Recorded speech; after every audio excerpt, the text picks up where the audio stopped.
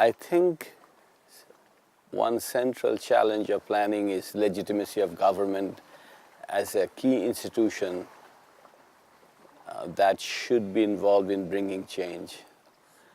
The legitimacy of government is under attack in many different parts of the world.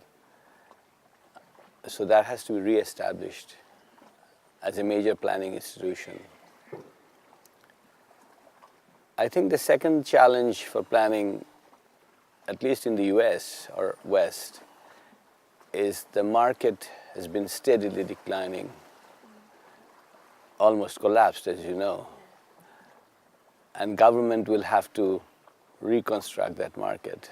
And the third challenge, I think, for planning would be how to involve citizens in democratic countries in a way, in the decision-making process, which is manageable, which doesn't make the process of planning too long, at the same time involve people. I think that the profession of planning has not done that well combining theory with practice. And in part because if you look at the history of the profession, when it first started after Second World War, in a formal way, there was some planning before, but after the war, the theories looked very holistic and very neat, whereas the problems were changing because migration was starting, both in let's say, United States, from the south to the north of African American people, and in India from the rural to the poor.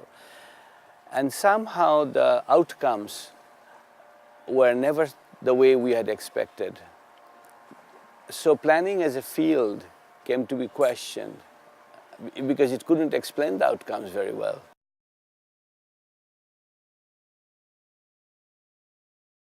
Cities in the south are going to face even larger number of people migrating from the rural to the urban areas, and they have to be given the opportunity to live a decent life.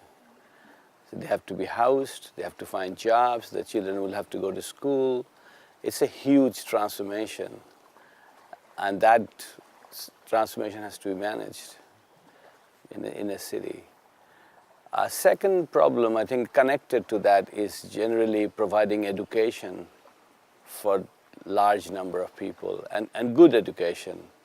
So India, I think, has tried and have, since our independence, we have had taken the decision that everybody should have advanced education, etc., but we haven't been able to implement it as effectively. So implementing things well with limited resources is a huge challenge of planning. A third problem that I think these countries will face is to catch up with other industrialized countries. Industrialization is about catching up, and some countries have done better than others. But as the speed of industrialization picks up, it brings incredible amount of social changes within the family, between the individual and the society, between individual and the state, and those have to be managed.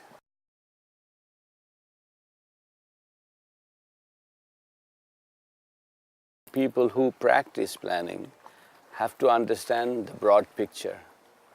You must understand the broad picture as a frame. And within that, you will be asked to solve certain problems, either, let's say, water, or transport, or housing, or education, or health.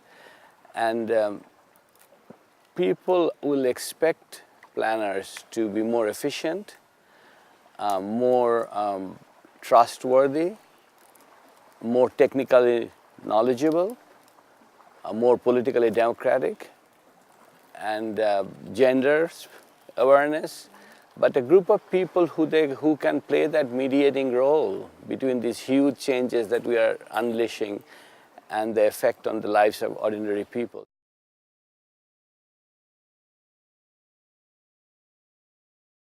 As a private institution, it has a very different demand on it Because India, in the very beginning, education was always associated with public.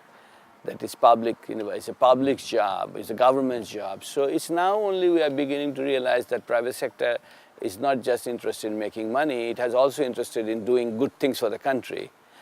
And so in educational terms, for a first private university in planning, it has to be able to show that it's not for the elite only.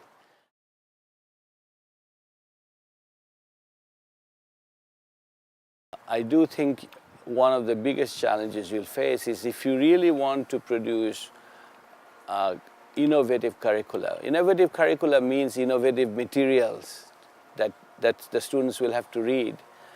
They have to be produced. The material that I have seen in India, and I know I'm looking at EPW, looking at other journals, Nagar Lok, I have to say I'm somewhat disappointed by the type of discussion. India has a huge critical line of thinkers, but you need to go beyond criticality to say, let's do it this way. And that means you have to struggle with things on the ground that we have tried with a lot of sympathy that things can be made better. And that production of that material is a huge task. Teaching is teaching is an art. And so you need a group of people who can play that role and who will not be just strict masters, saying, why haven't you done that? I'm not going to give you a good grade. Teaching is not disciplining. Teaching is to make somebody else's, what they have inside, bring it out. With the assumption that each one of us bring to the table something good, that we have some strength. So if IIHS can create that reputation, that it produces interesting material, it has a group of young people who have different theory of learning, and of course that's the most important, is that it is connected to the real world, that the kinds of things that are being discussed are actually problems relevant to India, very relevant to India, understood in Indian terms, Indian categories. I think then you have a long way to go. I mean, you can be very successful.